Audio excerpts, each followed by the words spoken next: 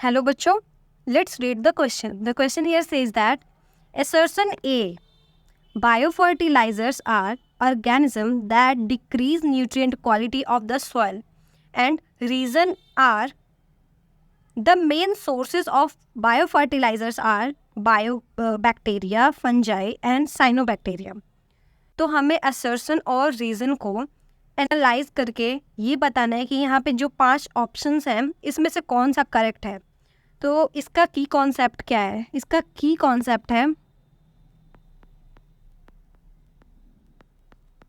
Biofertiliser. Biofertiliser क्या होता है, अगर हमें ये पता हो तो इस बेसिस पे हम इस क्वेश्चन को इजीली सॉल्व कर सकते हैं। तो सबसे पहले देख लेते हैं बायोफर्टिलाइजर होते क्या है। बायोफर्टिलाइजर्स,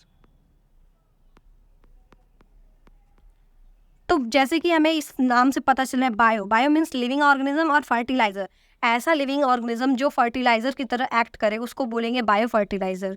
अब बायो फर्टिलाइजर्स क्या करते हैं, ये जो प्लांट होते हैं इनकी न्यूट्रिएंट अवेलेबिलिटी बढ़ाते हैं।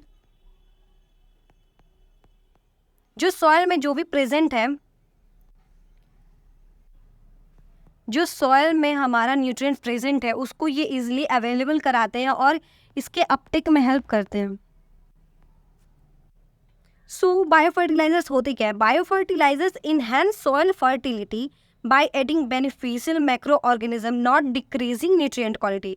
जैसा कि हमें असर्शन में बोल रहा है कि biofertilizers are organism that decrease the nutrient quality of the soil, तो ये तो हमारा बिल्कुल इनकरेक्ट है, क्योंकि बायोफर्टिलाइजर्स तो वो होते हैं जो कि सॉइल की न्यूट्रिएंट क्वालिटी को इंक्रीज करते हैं। तो हमारा जो असर्शन है वो बिल्कुल रॉन्ग है, ये असर्शन हमारा गलत होता है।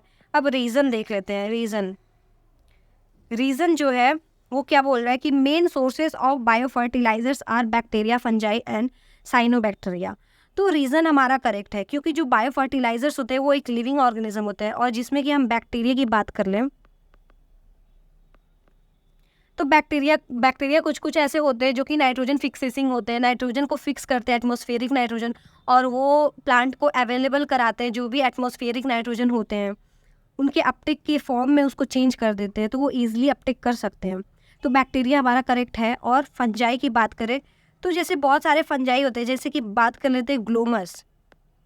ग्लोमस एक फंजाई है, ये सिम्बायोटिक एसोसिएशन बनाता है प्लांट की रूट के साथ। सिम्बायोटिक एसोसिएशन बना के ये रूट के न्यूट्रिएंट जो अपटेक की क्वालिटी है उसको इन्हेंस करता है। तो इस तरह से ये भी एक बायोफर्टिलाइजर हो गया। और अगर साइनोबैक्टीरिया की बात करें, साइनोबैक्टीरिया जो हमारे हैं वो होते हैं ब्लू ग्रीन एल्गी।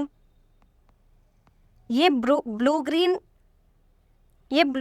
एल्गी जो है ये भी हमारा नाइट्रोजन फिक्सेशन करता है, और ये नाइट्रोजन फिक्स करके प्लांट को अवेलेबल कराता है जो भी न्यूट्रिएंट होता है। तो ये भी हमारा एक बायो फर्टिलाइजर हो गया। तो हमारा इस तरह से रीज़न बिल्कुल करेक्ट है और असर्शन हमारा रॉन्ग है। तो अब ऑप्शंस देख लेते हैं, ऑप्शंस में क्या है।